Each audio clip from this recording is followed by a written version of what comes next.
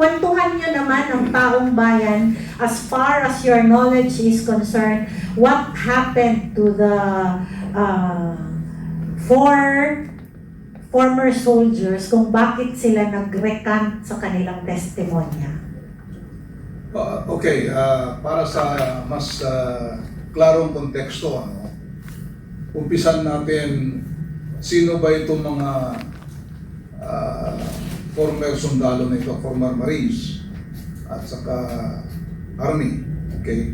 Sila ay mga kabilang doon sa mga security at mga administrative assistants, mga personal assistants ni dating Congressman Santico. Okay? May higit silang 100, 109 yata sila dati. Okay? So, sila yung mga nautosang magdala ng mga mali-malitang mga basura. Yung basura pala na yun, nalaman natin na puro pala mga pera na galing sa pera ng taumbayan na i-distribute, pinamigay sa mga matataas na mga politiko, matataas na pinuno ng ating pamahalaan. Okay? So, 109 sila. Tapos lumabas si Sergeant Orly Gutesa. Dahil sa kanyang pagmamahal sa bayan, walang nakudyok sa kanya, sarili niya, personal niya, lumabas siya. Pahayag siya ng testimonya o kanyang affidavit kung saan dinitalya niya yung kanyang partisipasyon doon sa pag-distribute ng mga mali-malitang mga basura na yan. Okay? So, nung nauna siya, ito naman, yung 18 na mga kasamahan niya. 16 na Marines, dating Marines, at saka 2 Army. Okay? So, 18 sila. Nagpalabas din sila ng sarili nilang kanyang mga testimonya, yung mga affidavit nila kung saan dinitalya rin nila yung kanilang mga participation dyan sa pag-distribute na yan ng malitang mga pera. Okay? So, nalaman naman natin, maraming bumabatikos sa kanila, pero ginawa nila yon dahil sa pagmamahal nila sa ating bayan. Okay? Marami nagsasabi sa kanila na marami sa kanila ay mga discharge sa serbisyo sa Marines. Totoo yun, ano? Pero yung kanilang mga pagka-discharge naman ay dahil nag-awol sila. At bakit sila nag-awol? Dahil sa problema sa pamilya. So wala naman silang ginawang masama doon, kundi talagang hindi na bumalik sa kanilang mga unit. Okay? Sa Armed Forces kasi, pagka hindi ka na bumalik sa unit mo, dishonorable discharge.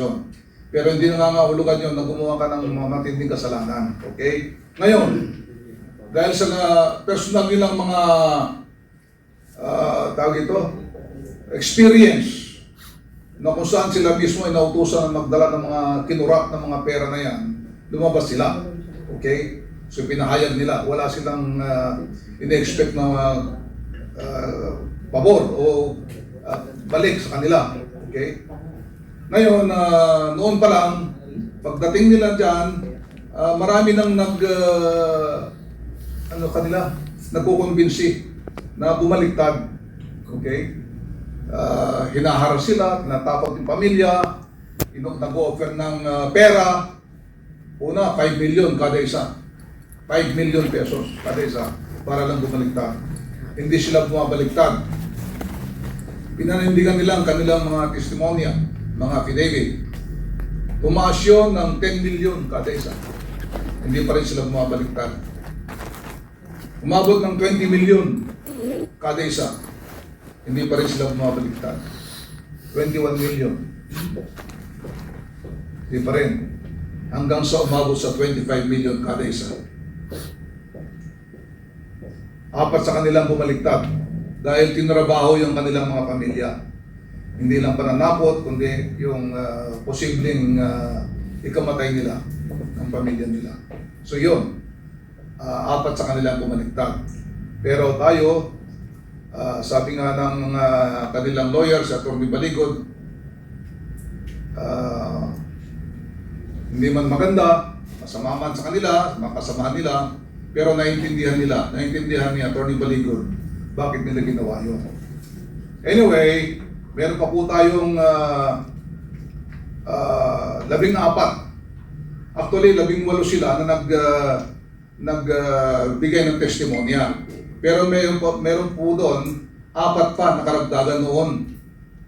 4 na Marines din na nagpahayag ng kanilang yung kanilang mga participation, pero hindi sila nakapirma ng affidavit. Pero lumabas din sila doon sa may EDSA noon na dapat ay may Blue Ribbon Committee meeting doon. So 18 plus 4, 22. Ngayon, 18 minus 4, 14. Pero plus 4 na kasama pa rin nila na hindi bumabaliktad. Although yung 4 na yon ay hindi pa nakapagsabit ng kanilang affidavit. So ganon talaga. Tayo ay naniniwala na itong mga 14 na o 18 na naiiwan ngayon ay naniniwala tayo na hindi babaliktad itong mga ito. Nagkaroon na yata sila ng pag-uusap, matinding pag-uusap. Yung kanilang leader si Johnny Buduan ay isa-isa daw na kinausap yung mga kasamahan niya na hindi dapat sila babaliktad at paninindigan nila ang kanilang mga nasabi o sa kanilang mga testimonya. Yun lang. Thank you. Ayan, General Pocis, alam mo, napakatindi ng pinagdaanan ng mga ito. And bilang isang retirado at dating talagang ipinaglaban ang bayan, ano po yung naramdaman ninyo, no, para sa pangyayaring ito? And naalala ko, nakita ko nung binigyan ng pagkain sila paglabas nila ng Las Piñas, RTC, na parang naiyak yung ating mga sundalo. Ikaw bilang isang sundalo, how did it affect you nung nakita mo itong mga pangyayari na ito? Parang nandoon yata kayo nun, feel free to also to say, siguro, dito ko na lang kay itanong, kasi siya yung nandoon, di ba? Ano yung naramdaman mo, Captain Ray, nung nakita mo na napaiyak yung mga sundalo nung inabutan sila ng pagkain habang nandoon sila sa Las Piñas RTC? At ano rin ang mensahe mo para doon sa mga kamag-anak, sa ating mga vloggers din, pati na rin si General Pocis, no, na mag-comment dito, and also General Virgilio Garcia. What is your take on this, no, the struggle, as well as mensahe nyo sa pamilya, hindi lamang nung mga nag-recant, kundi pamilya ng natitira, at saka sa ating mga vloggers na sumusuporta sa kanila? Alam mo, Miss Astra, nung nakita natin sila, akala kasi nila yung mga sumusuporta na hindi nila nakikita kasi may dumating doon na hindi natin kilala eh. Taga Las Piñas siya, nabalitaan niya lang, tapos pumunta siya roon, may mga dala sila pagkain. Kaya naiyak sila dahil nga nakikita nila na doon sa haba ng laban na tinatahat nila hanggang may bumaliktad nga na 4, buo pa rin pala yung suporta ng taong bayan sa kanila. So yun ang nakita natin, kaya naluluha sila. At naiisip rin nila yung 4 na bumaliktad actually. At nauunawaan nila, kagaya ng sinabi ni General Romy, nauunawaan ni Atty. Baligon, nauunawaan ng kasamahan nila kasi pagka ang involved na pamilya, medyo matindi na ang decision making na kailangan nilang gawin. Lalo na nga, sinabi rin ni General Romy na may pananakot sa pamilya.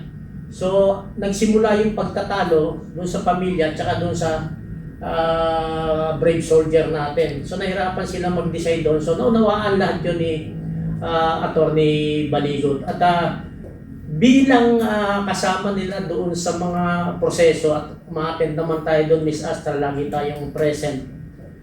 Ang nakikita kasi nila hanggang kailan ito. So wala silang nakikita na hangganan. Isa yun siguro kaya sila na naluluha rin dahil baka sa isipan nila, kahit nag-usap-usap silang lahat, baka taasan, Miss Astra, yung school. I-times 2, kumbaga, 50. Kung di nila tatanggapin yung 50 million, gagamitin naman laban sa pamilya nila. So, ang nakita natin sa mukha nila, yung saya dahil may sumusuporta, at yung kaisipan rin na baka hindi dito magtapos, baka malagas rin kami. So, nandun tayo sa premise na yun. Kaya alam ni Atty. Baligot ang gagawin. At ang buong UPI, at alam ko kayo rin sa PDP, at hindi lang yung sa ating network, maraming private individuals tayong nakikita na talagang gusto tumulong doon sa 18 Marines, naniniwala doon sa 18 Marines. Kaya patuloy natin silang suportahan para maramdaman nila na hindi sila nag-iisa sa laban.